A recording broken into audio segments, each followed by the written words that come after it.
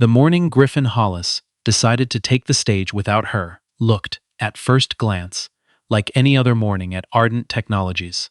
Coffee going cold in paper cups, monitors waking up floor by floor, the server room humming its low, familiar note somewhere behind walls that had once been bare concrete when the company was small enough that Shayla Dixon could hear that hum from her own desk.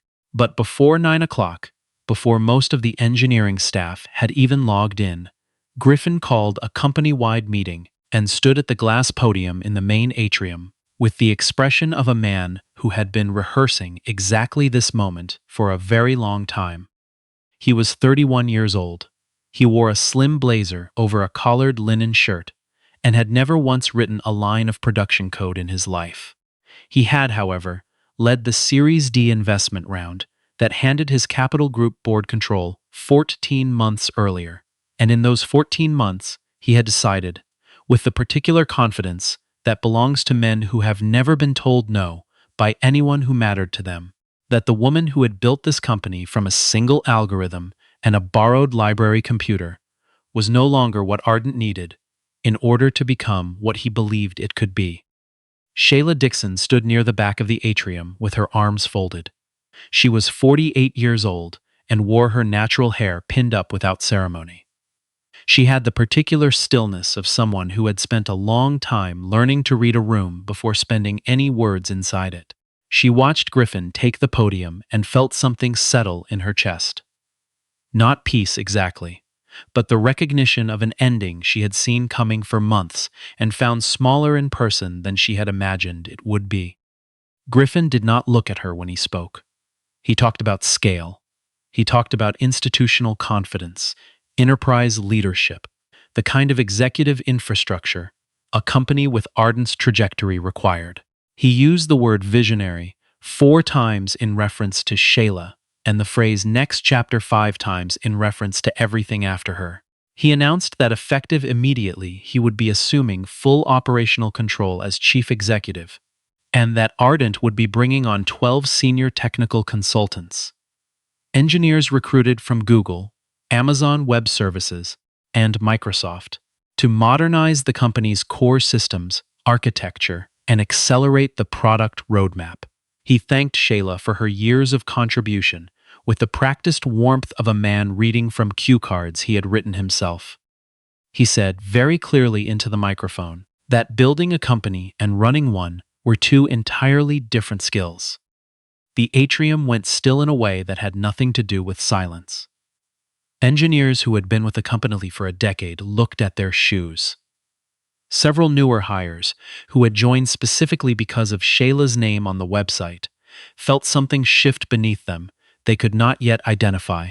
Someone near the front of the crowd let out a breath, so slow it was almost inaudible. Shayla did not raise her hand. She did not challenge Griffin in front of 230 employees. She simply watched him finish his remarks with the composure of someone who had already decided how the story would end, even if she could not yet see every chapter between here and there. When the applause, thin, uncertain, died away, she walked back to her office, packed 2 boxes, and thanked her assistant by name for 4 years of work. She took her mother's photograph from the credenza. She took a worn spiral notebook from 2008 that no one else in the building would have recognized as anything significant. She took a hard drive she had kept in the bottom drawer since the company moved to its 3rd building.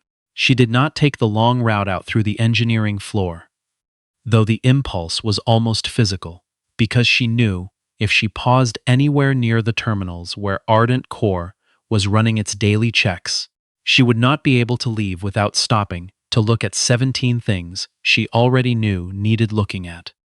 She was out the door before noon, no announcement, no formal farewell, just the sound of the elevator, and then the lobby, and then nothing.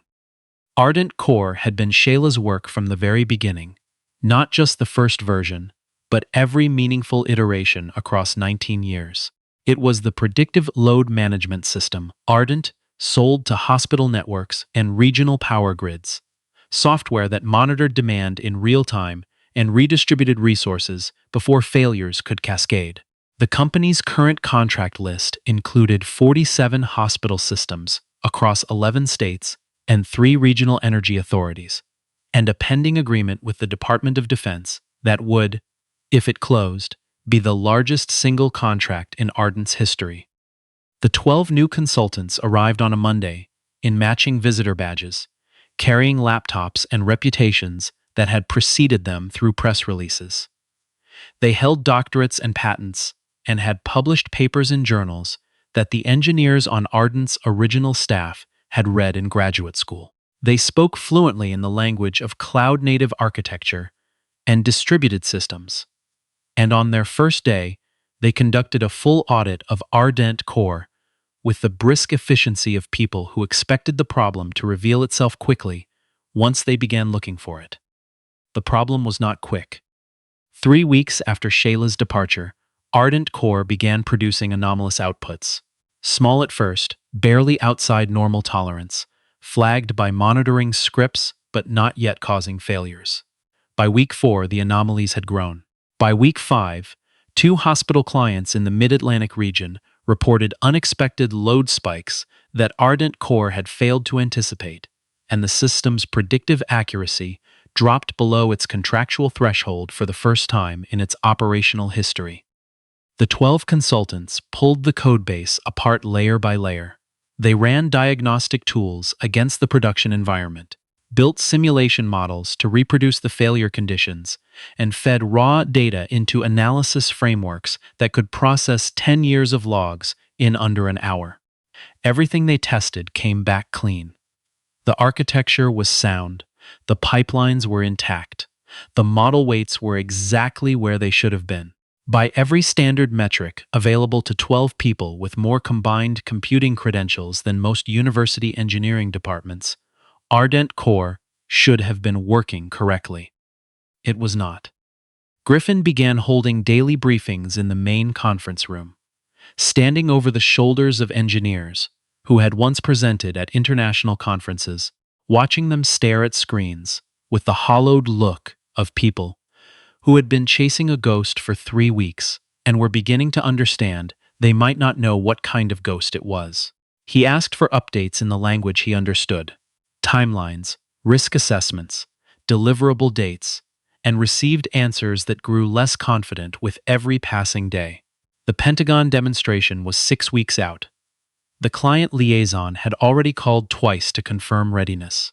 Griffin had told him both times that everything was under control. He had said it the second time, with his hand pressed flat on the desk, bracing himself. Tempers shortened. 2 of the consultants began quietly disagreeing in meetings about which layer of the stack held the fault. Others buried themselves deeper in simulation software. Convinced the answer existed inside a dataset they simply had not examined closely enough. The engineering floor, which had once moved with the particular rhythm of people who knew what they were building and why, began to feel like a room where the air itself had gone wrong. One evening, a veteran systems architect, who had been with Ardent since year 2, muttered under his breath, almost to no one in particular, that Shayla had once told him, the system would tell you exactly what it needed if you stopped treating it like a product and started treating it like something alive. Most of the people in the room dismissed it as the sentiment of someone who had worked alongside the same woman for too long.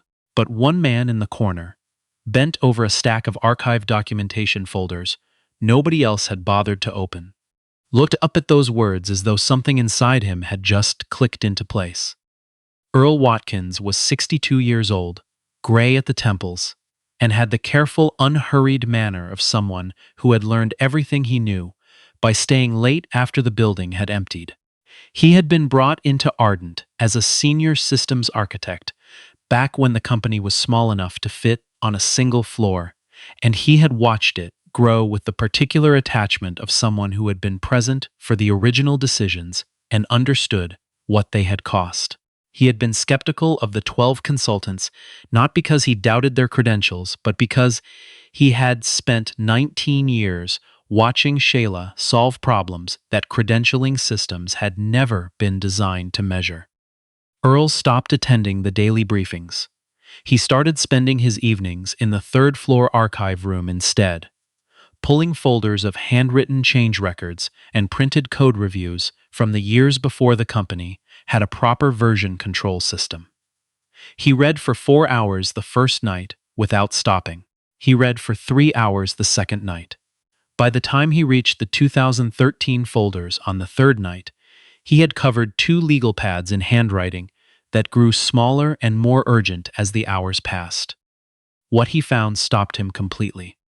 Every critical architectural decision in Ardent Core's history, every fix that had prevented a cascading failure, every adaptation that had kept the system stable through 3 hardware generations and 2 complete infrastructure migrations, traced back, in the archived logs, to notations in a single handwriting, Shayla's. Not in formal documentation, not in signed-off engineering reports, but in the margins of printouts, and on the backs of change request forms, in the shorthand of someone who had been solving problems too fast to stop and write proper records for them.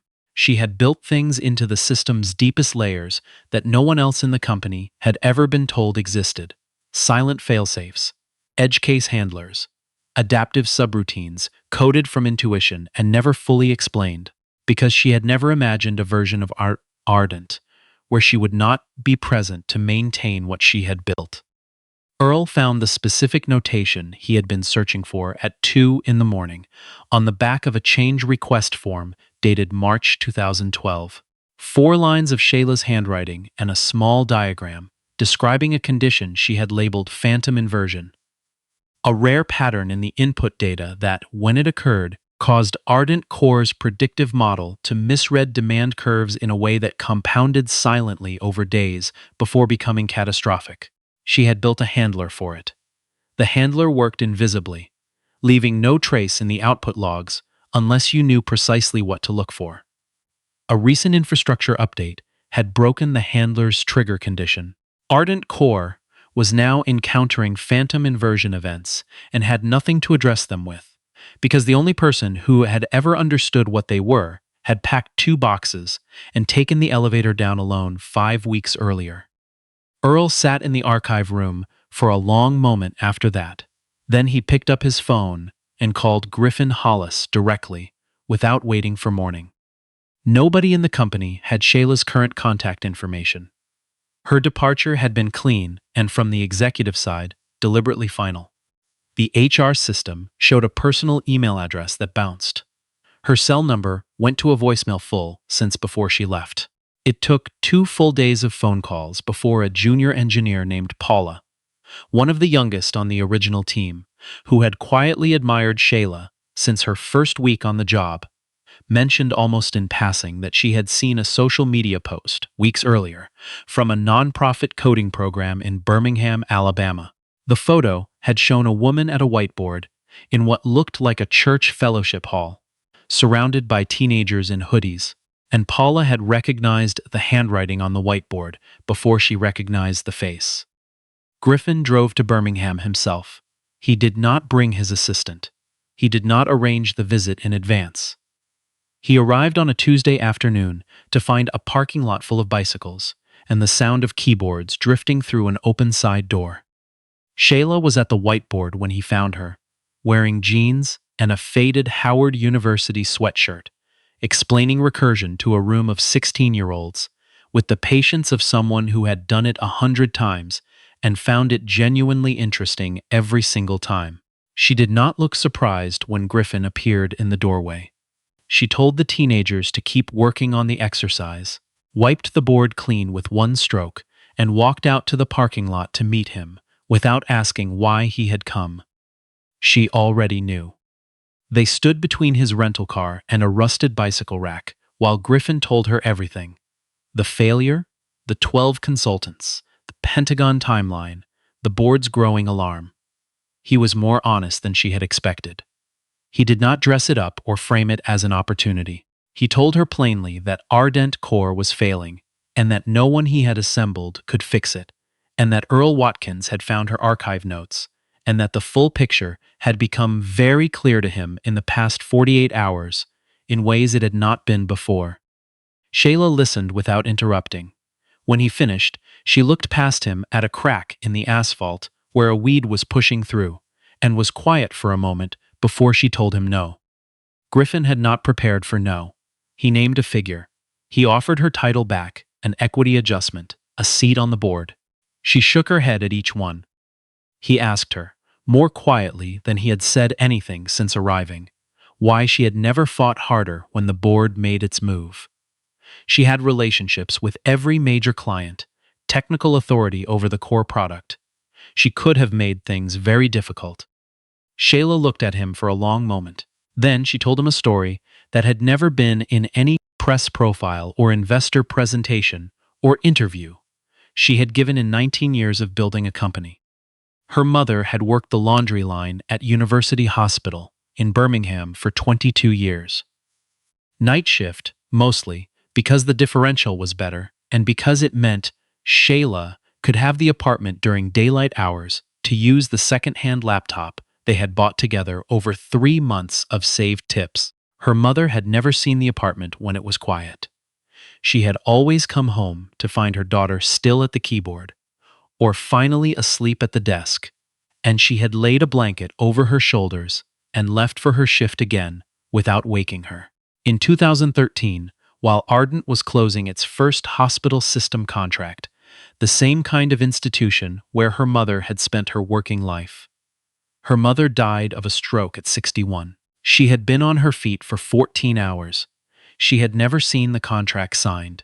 She had never seen the company become what it became. She had never once been thanked, publicly or otherwise, by the industry her labor had quietly sustained for more than 2 decades. Shayla had decided in the months after that loss that fighting for recognition, fighting to be seen as something more than what a room of credentialed people decided she was not the point. It had never been the point.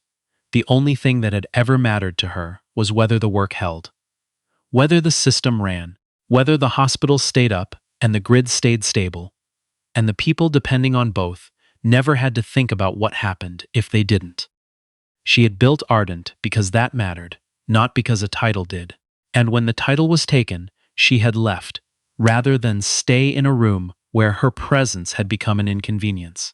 Because there were 16-year-olds 3 miles from where she had taught herself to code, who deserved someone's full attention far more than a boardroom did. Griffin stood in that parking lot for a long time without speaking. Somewhere inside the fellowship hall, a teenager laughed. The specific laugh of someone who had just made their code run correctly for the first time. Shayla recognized the sound. She had heard it in herself once a long time ago, on a library computer not far from where they were standing. She told Griffin she would return under one condition, and the condition had nothing to do with compensation or her old office.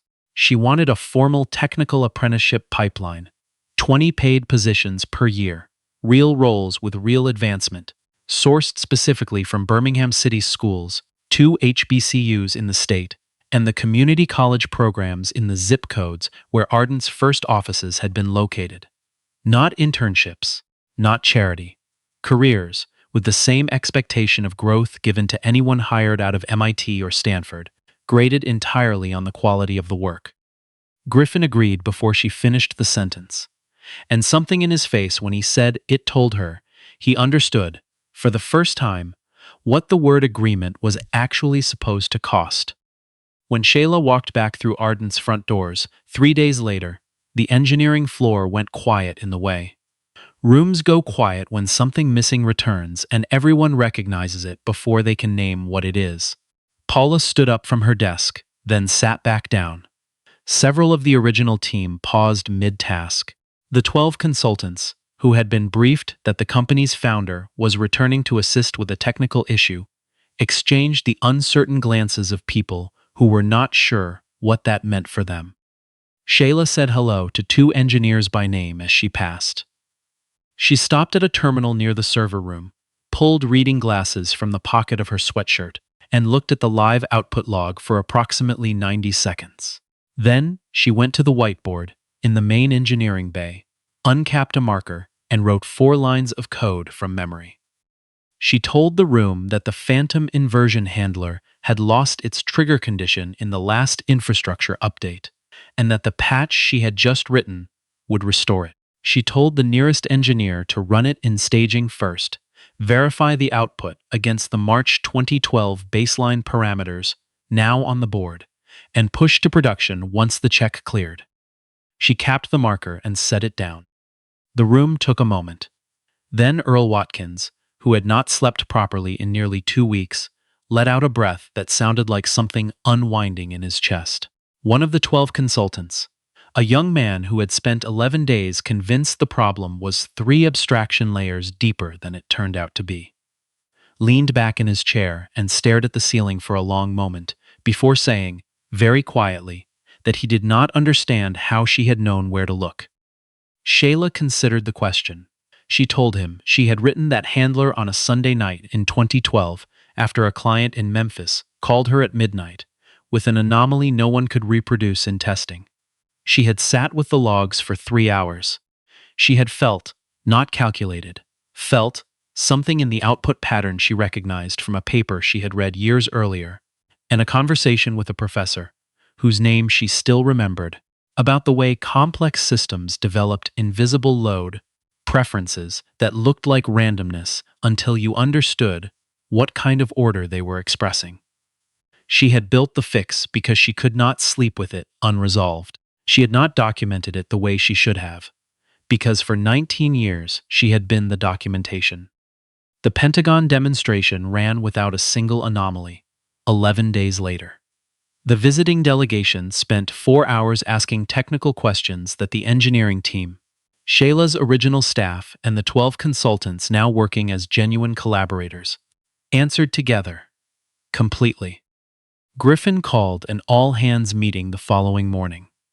He stood at the same glass podium where he had delivered his announcement 14 months earlier, and this time he had no prepared remarks. He told the room that he had made a judgment about the value of a person based on credentials attached to a name rather than knowledge carried inside a mind, and that the cost of that judgment had come very close to being a price the company could not have paid. He said it plainly, without the careful linguistic architecture executives use to admit fault without quite owning it. He said that Ardent had nearly failed, not because of a technical problem, but because of an arrogance about what expertise was allowed to look like, and that he intended to spend the next several years correcting that assumption systematically, beginning with the apprenticeship program, whose first cohort would start the following spring. Several of the longtime employees stood very still and said nothing, and simply let the words land where they landed. The 12 consultants surprised everyone. In the days that followed, one by one, they found their way to Shayla with questions, genuine ones. The kind that required sitting down and tracing architectural decisions going back 15 years. She answered everyone without making anyone feel small for not already knowing. She had spent her career working alongside people who did not understand what she understood, and she had long since decided that the failure to know something was simply the beginning of knowing it, not a verdict on a person's worth. Earl pulled a chair to her workstation on her 3rd day back and asked her, in plain language, what the company had almost lost. She told him it had almost lost the thing that made the system alive. Not the architecture, not the model weights, but the intuition behind every decision the architecture and model were built to express. Intuition built over 19 years of staying close to the work, and to the hospital clients, and to the knowledge that the people depending on the system had no margin for its failure. You could not put that in a credential. You put it in the work, over time, until the work and the understanding of it became the same thing, and you could no longer say where one ended and the other began. Earl wrote that down. He was not sure why, except that some things were worth keeping somewhere. They would not disappear. The apprenticeship program launched the following April with its first cohort of 23. 3 came from Birmingham City Schools, 4 from the community college programs, 6 from 2 HBCUs in the state. The rest from communities Shayla had identified herself, driving routes she had known as a child and noting every place where a kid with aptitude would have had nothing to point it toward. Shayla continued running the fellowship hall program on weekends. She drove the 4 hours on Saturday morning and drove back Sunday evening and was at her desk by 8 on Monday, more often than not in the same Howard sweatshirt. She accepted the title the company created for her, Chief Systems Architect, a position built specifically around the foundational work she had always performed without formal recognition, because the offer came not from Griffin, but from a petition signed by nearly every member of the original engineering team, half the 12 consultants, and 3 of the new apprentices who had been on staff for 2 weeks and already understood exactly whose fingerprints were on every system they were learning to maintain. She kept the spiral notebook from 2008 in her desk drawer. Some mornings she opened it, not to read anything specific, but to feel the weight of what had been built from very little, and to remember that the weight was never in the pages. It was in everything she had carried to get to them. Griffin Hollis became, over time, a different kind of executive than the one who had stood at that podium and thanked a founder for her service.